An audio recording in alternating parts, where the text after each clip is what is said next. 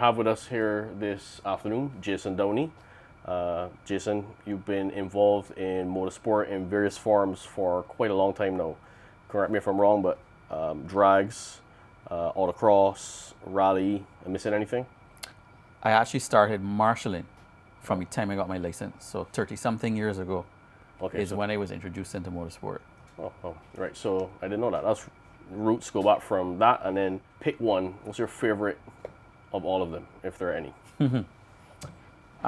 They're all different, but I think right now I would say rallying, primarily because you're doing stuff on the road that you should not be doing. So there is a sense of adrenaline and rebellion, so to speak, in doing rallying. Okay. Well, that's interesting. Right. Now, as far as BADD goes, the club, I know you were involved in an administrative level for a little while. And, of course, you used to actually partake in the drags. Tell us a little bit about that, your history with BADD. So when BADD kind of first started out, I found it a bit interesting because you can take your regular road car, nothing special, you didn't need a roll cage or anything like that, and you'll be able to participate in something relatively safe where it was just straight line and in a controlled environment. So I said, well, let me give it a shot. At the time, I had just got myself a Run X Z. I remember that, yeah. So I said, well, let me give it a shot. And the first year, missed out on being the champion by, well, I think it was purely my fault, really. Lost a critical race, and that was that. But then the second year, so in 2013, then I won the championship.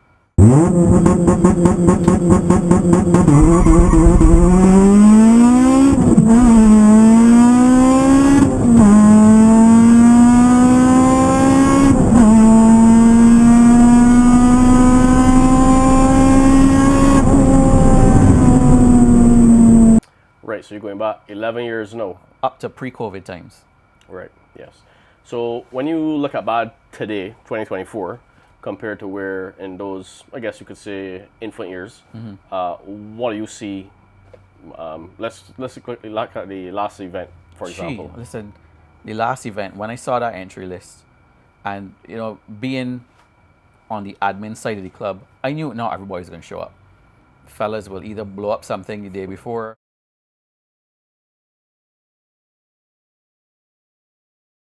or they just don't turn up or something. But even if half of them didn't show up, the entry list would still have been massive. Yeah. So it warmed my heart to see that level of enthusiasm still around. And it looks as though it was a great event. And I believe from a spectator's perspective as well, tons of people on the hill. Yeah, I saw that. I don't really think they had that many people up at Bushy Park outside of a Rally Barbados in recent memory. I haven't seen those numbers probably since the very initial initiation of the club, really. Since Old Bushy Park days. Old Bushy Park days, yeah. That's right. Numbers look really impressive. And, of course, we have the quarter mile coming up soon. What are your views on the 8th versus the quarter at Bushy Park? We heard recently Prime Minister say the goal is, of course, to get that quarter at Bushy Park. What are your views on that happening? So Bushy Park was redeveloped in 2014, I think it was. We were told initially, you're going to have your 8th, and then in phase 2, you're going to have something a bit longer. So we were patiently looking forward to that. It didn't come around for quite a while, understandably so.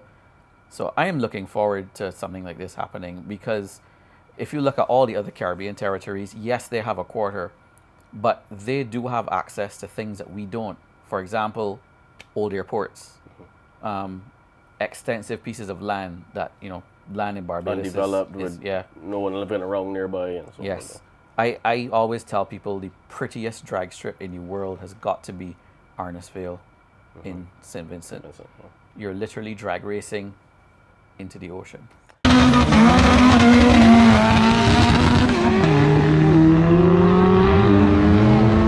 And we've been invited up for that event, if memory serves me correct, in the near future. So I think the winners are going to get to go to that. So that should be great. To add to what you're saying, the quarter mile, of course, gives us a lot of opportunity too, because while the eighth is a lot of fun, a lot of the other Caribbean and even other regional and international interest really comes when that quarter mile is there. Yes, quarter is definitely where the interest lies. And I will have to say too, I know that there's been a talk for many years about like a Caribbean championship for drag racing. And, you know, Barbados is the only one that does not do a quarter.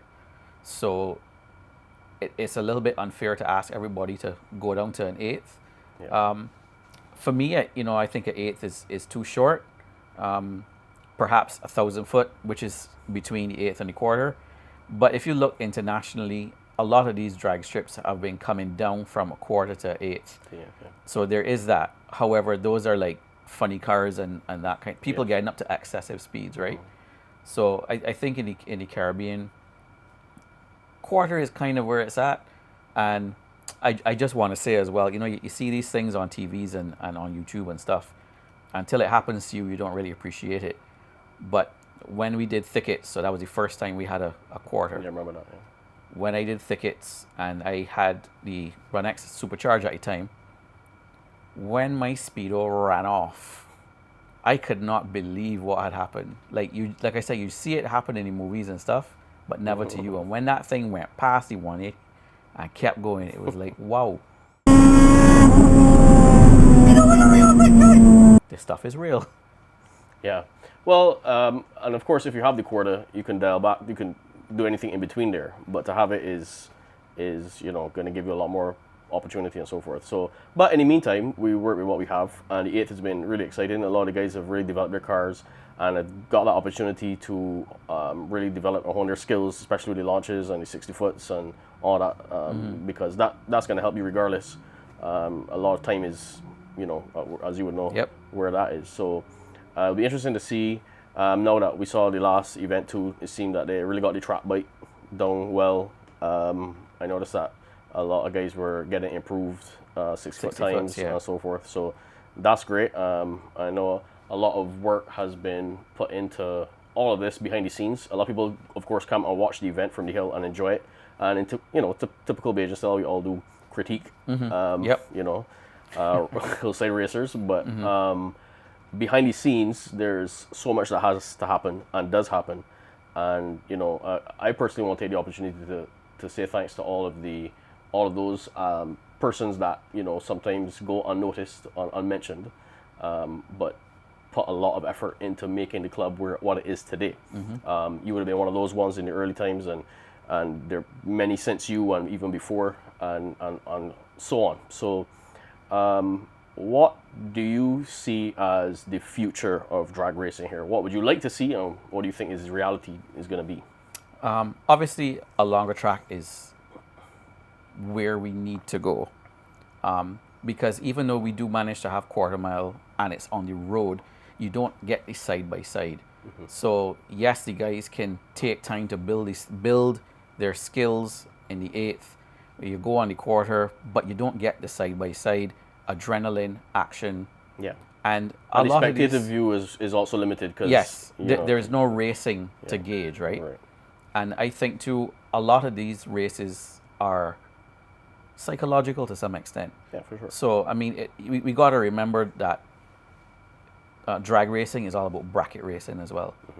So if you are on the cusp of your bracket, you can create a really good move off, get the guy next to you all hot and bothered, and then he breaks the bracket, or psych him out on the line, he jump starts and you win.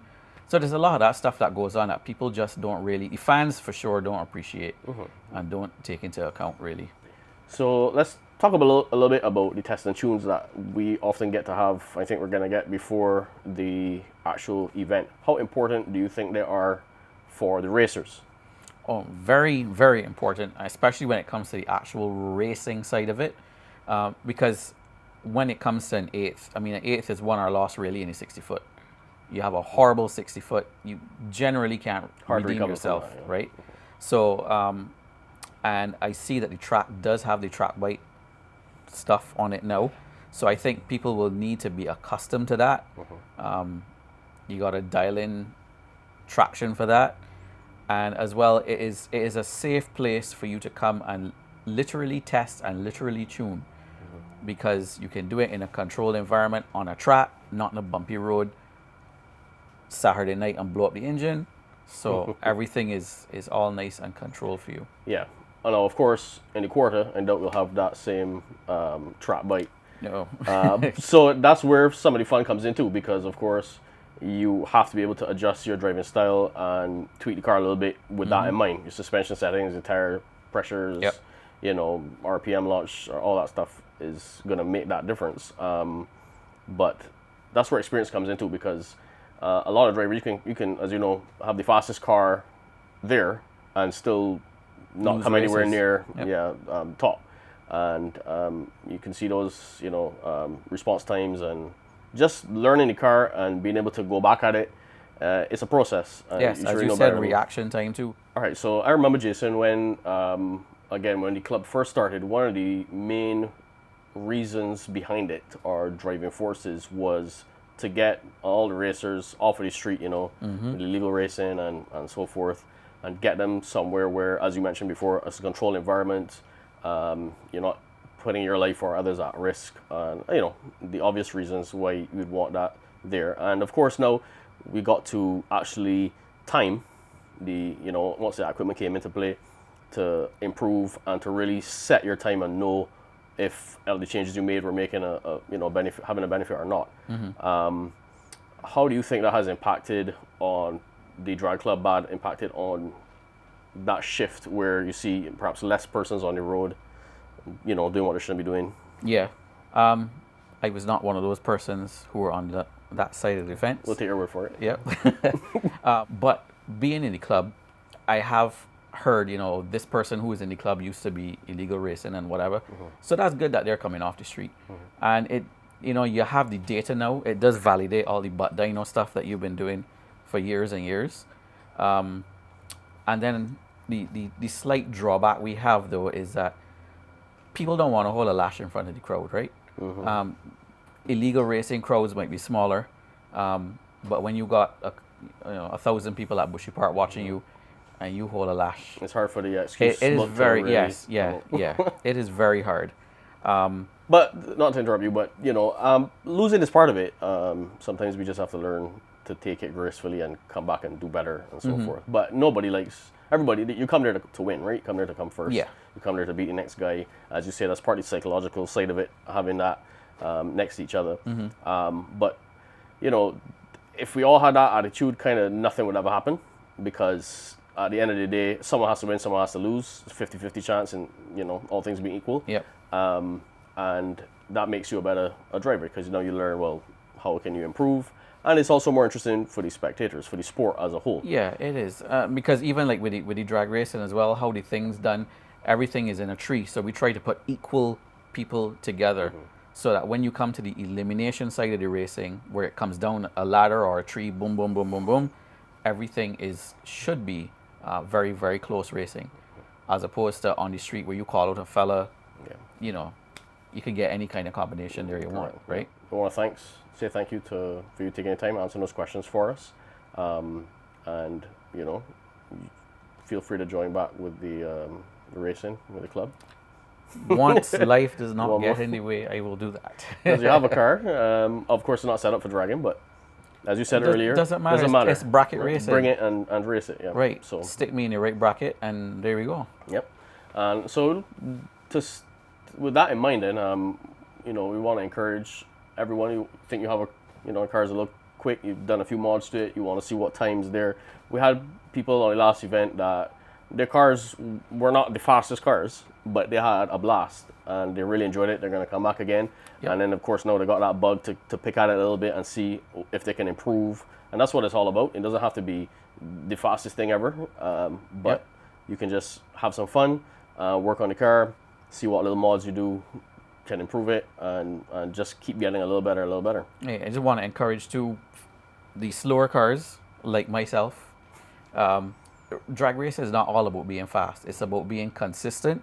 I also want to encourage the bikers, and especially the truck guys. I know they got a lot of guys with chip trucks and stuff. Absolutely. You're welcome to come to those. I'll have to say that based on what I do here, there are probably more trucks being modified on a daily basis here now than there are cars. So, truck guys, Show up.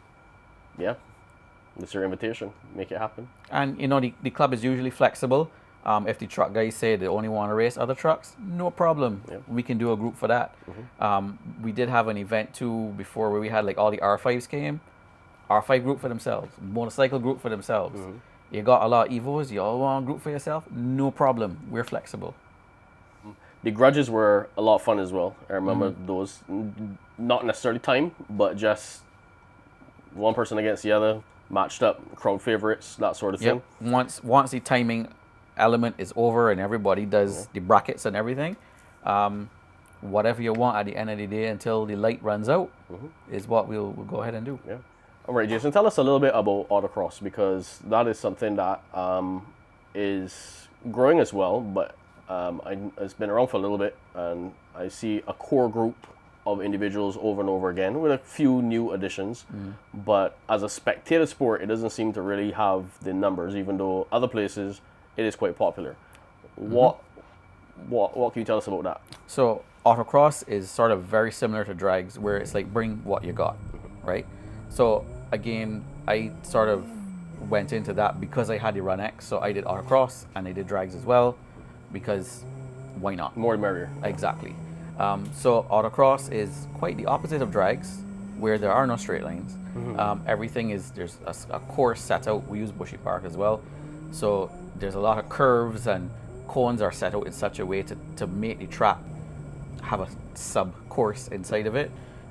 We try not to do any reversing or any fancy things that you would have probably seen guys in the 80s doing in Port Vale factory and all that kind of stuff. It's your daily ride, and just come and bring it. It really teaches you how to drive and how to control yourself in slaloms and 180s and 360s and those kind of things. Yeah, because it's not necessarily, again, about speed, but more about handling and knowing the car and being able to... It is timed, just like how drags are timed. And if you have your BMF license for drags, that automatically allows you to do Autocross as well. So there's no additional fee license-wise. You will have to join the Barbados Rally Club, because the Autocross is done through the Rally Club. Right.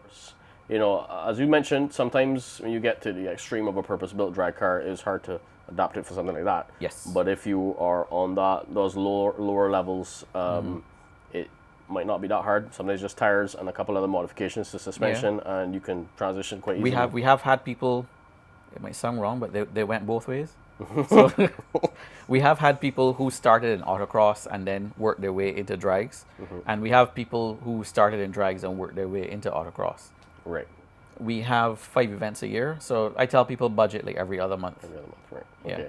And if you, for example, have a car that you set up for track days, that might be somewhere where you can hone those skills and in between the track days and that, have some fun there. And again, with the Run X, I had the Run X, and then when Bushy Park was rebuilt, they started offering track days. So it was like, I get to do 3 different things that I would like to do with the one car. Yeah. I mean, in the Autocross, we have had everything from like homemade, bottom of the line, well up diff Datsuns, all the way up to brand new electric vehicles, and we had even some R5s as well. So the whole gamut, really. anything can work. Yeah. Yes, anything can work. Road tires, race tires, anything. Just come out and have fun. Yes. And of course, it's kind of like one of those things where you get to meet a group of just fun-loving people that have a lot in common, and camaraderie is all good. So like most things, there's that competitive spirit, but done in a way that is inclusive and fun. And because the speed is sort of limited, it's usually first and second gear. You don't really get into third. So because the speed is limited, no helmet required. Again, the lower BMF license. So it's all about grassroots, sort of introductory. You don't need to spend a ton of money to get there. Even the entry fee for both drags and Autocross is very affordable. Yeah, definitely. It costs less than a tank full of gas. So yes. Well, Jason, it's been a pleasure talking to you. Thanks again. Again, your contribution to motorsport as a whole with BADD, the Rally Club, and ongoing has, of course, left its mark. And we really appreciate all your hard work. And thanks again. Yep, thank you. No problem.